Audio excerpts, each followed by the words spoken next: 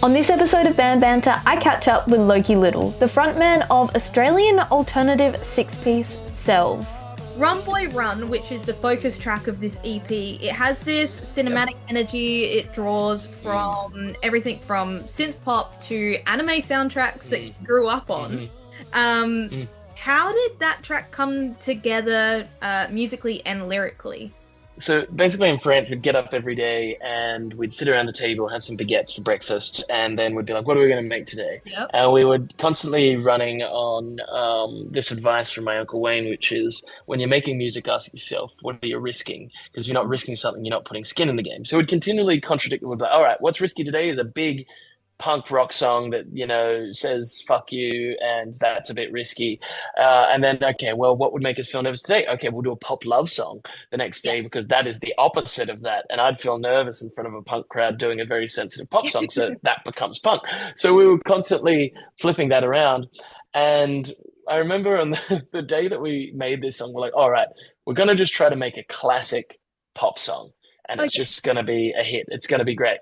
And we ended up making one of, I think, the most obscure songs that we've ever made. It was like our attempt at making a pop song was really weird. And I love that because it changes a lot. It's got this like ba-da-da-da-da, very kind of, you know, pulsating bass rhythm, and it's very fast. And then the chorus just kind of slows down into this big euphoric thing. It was actually really hard for us to wrangle the verse into the pre-chorus into the chorus. So it was like a bit of a bucking bronco that at the time everyone was like, this is whack, this doesn't make sense. And with a bit of time away from it, everyone was like, oh wait, actually that's kind of sick.